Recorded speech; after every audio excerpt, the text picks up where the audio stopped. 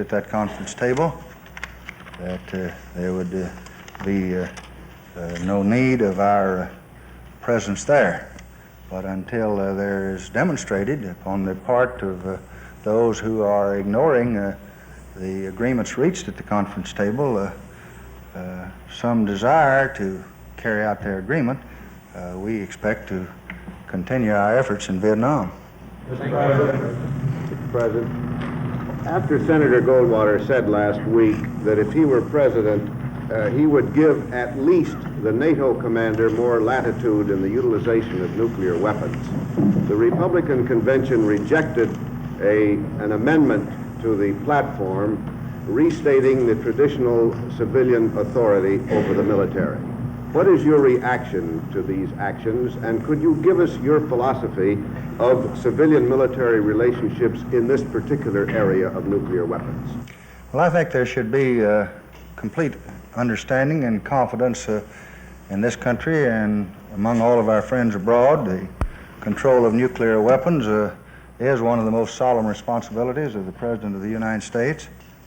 The man who is president can never get away from that responsibility and can never forget it. The American people rely on his good judgment. They want that authority vested in a civilian. That they do not expect to abandon this duty to military men in the field, and I don't think they've ever seriously considered that since the Founding Fathers drafted our Constitution. I myself give close and continuing attention to maintaining the most effective possible command and control over these awesome weapons.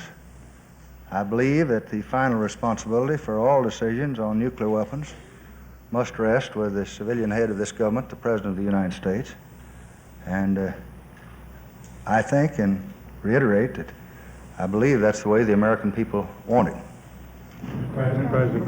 President, in view of the opposition that your administration has shown in the past to Mr. Chambé, how do you plan to deal with him now that he has returned and taken over control of the Congolese government? We are going to be as cooperative and as helpful as we can in an attempt to see that the people of that area have as good a government as is possible, and we have every intention of being understanding and cooperative. Mr. President, to go back to your meeting with Senator Goldwater, do you and Senator Goldwater intend to enter into a pact to take the issue of civil rights out of the campaign? Well, then, I would say to the architect of this meeting this afternoon that I do not believe that any issue which is before the people can be eliminated from the campaign in a free society and election year. After all, that's the purpose of elections, is to discuss the issues. And if candidates differ on important questions, it's up to the electors who must choose between them. And in order to be able to satisfactorily choose between them, they must hear their views. Now, I believe that all men and women are entitled to their full constitutional rights, regardless of their ancestry or their religion or the region of the country in which they may live. I believe that disputes, no matter how bitter, should be settled in the courts and not in the streets. And I made that statement many times to press conferences and speeches over the country in the last several years, and that is the reason that after more than two-thirds of the Democrats in the Congress approved the Civil Rights Bill, and some 80% of the Democrats and the Republicans, 80% of the Republicans in the Senate supported the Civil Rights Bill, that I signed the Civil Rights Bill. I believe that all men and women are entitled to equal opportunities so that they can be judged according to their merits and not according to some artificial barrier. Now, to the extent that Senator Goldwater differs from these views, or the Republican Party differs, there will of course be discussion. And I intend to carry on some of it if I am a candidate. The test of a free society is that it discusses and resolves these issues intelligently and doesn't sweep them under the rug when they become difficult. I propose to discuss and debate the hard and difficult issues in the spirit of attempting to resolve them, and on the assumption that the American people are willing to listen and are intelligent and are unafraid. No word or deed of mine that I'm aware of has ever, or I hope will ever, lend any aid or any comfort to this small minority who would take the law into their own hands for whatever cause or whatever excuse they may use. If Senator Goldwater and his advisors and his followers will follow the same course that I intend to follow and that I expect the Democratic Party to follow, which is a course of rebuffing and rebuking bigots and those who seek to excite and exploit tensions, then it will be most welcome, and I think it will be a very fine contribution to our political life in America. To return to the trouble in Southeast Asia for a moment. Speak a little Can you hear louder. me? To return to your statement 3 in your opening statement on Southeast Asia, do you and the Defense Department foresee a possible withdrawal of our military wives and children from Saigon or other Southeast Asia command posts in the foreseeable future? No, we have no plans along that line. Over the past several years, I have heard rumors to that effect, seen news stories making predictions along that line, but we have no plans at the present time for any such action.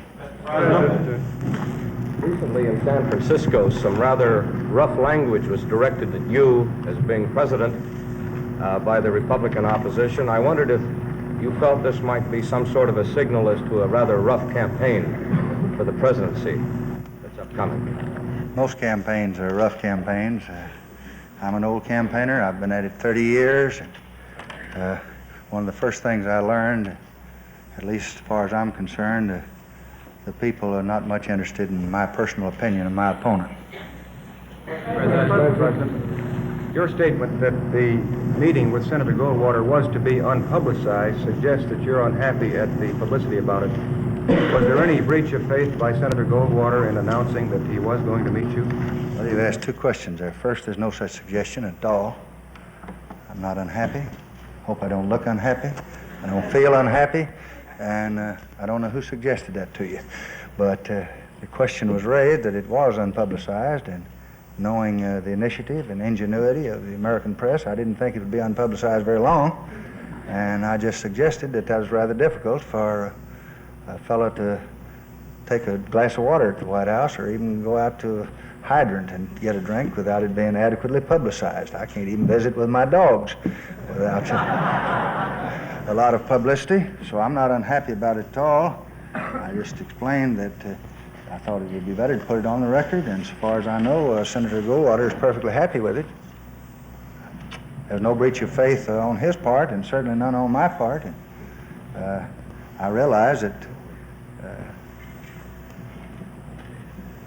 someone might indicate, because the suggestion in all of its entirety wasn't carried out, there might be some difficulty between us, but my object in life has always been to not provoke fights, but to prevent them if possible. Sir? President, without regard to the Inter-American Conference now underway here, I take it you don't want to discuss the topic under negotiation. I wonder if you could tell us what your interpretation of the viewpoint of the American people is on the Cuban problem and what should be done about it. I think that their viewpoint is the same as the viewpoint of their government.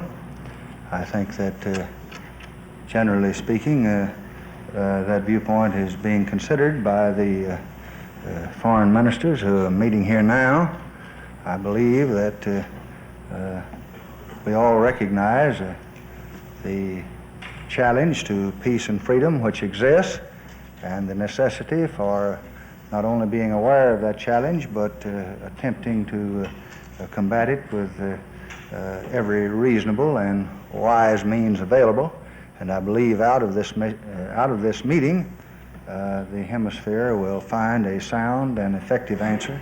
And I think that there are some indications now that the policies that we have pursued heretofore and the ones that we are suggesting be followed now are being effective. Assuming you're not ready to name him yet, sir, could you describe for us your ideal running mate in terms of his characteristics and attributes? The convention will meet in Atlantic City, select a candidate for president, nominate him, and I assume he will make his recommendations, and then the delegates will act. And I think that for me to make any announcement at this time as to my personal preferences, and I have none, I've made no decision in the matter, would be premature. President, Senator Goldwater has said that he will make an important issue out of what he views as increasing lawlessness and violence in the streets of our major cities. Are you willing to take this on as a campaign issue? Well, I'm against sin, I'm against lawlessness, and I'm very much opposed to violence, and I think we have to put a stop to it, and to the extent that we have the power to do so in the federal government, we are doing so.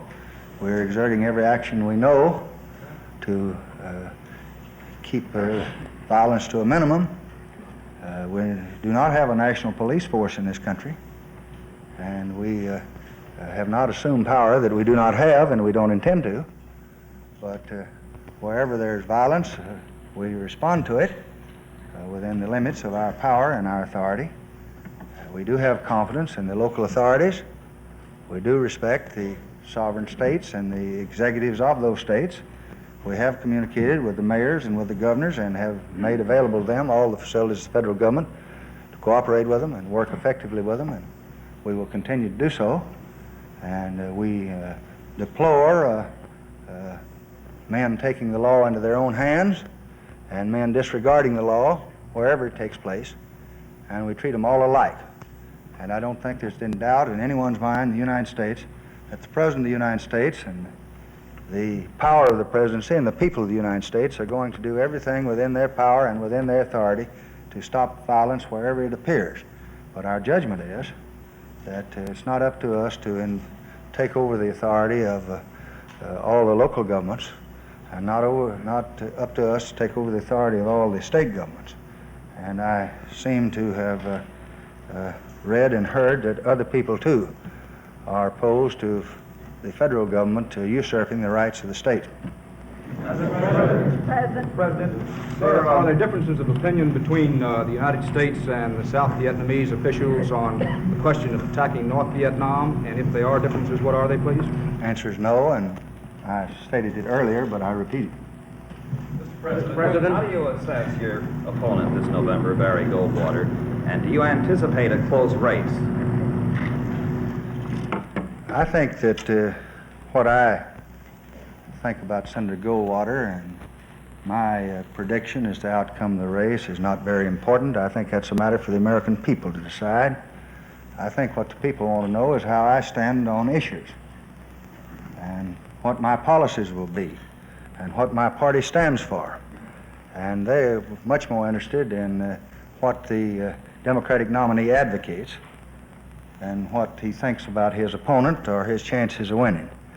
I have every confidence that the Democratic Party will adopt a good platform, will select good candidates, that they will present their views to the people without regard to personalities, and the people in their wisdom will make a good decision.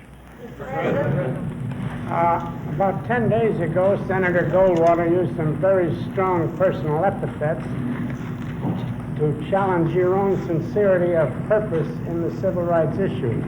Now, would you sit down this afternoon to discuss civil rights without clearing that matter up first? Yes.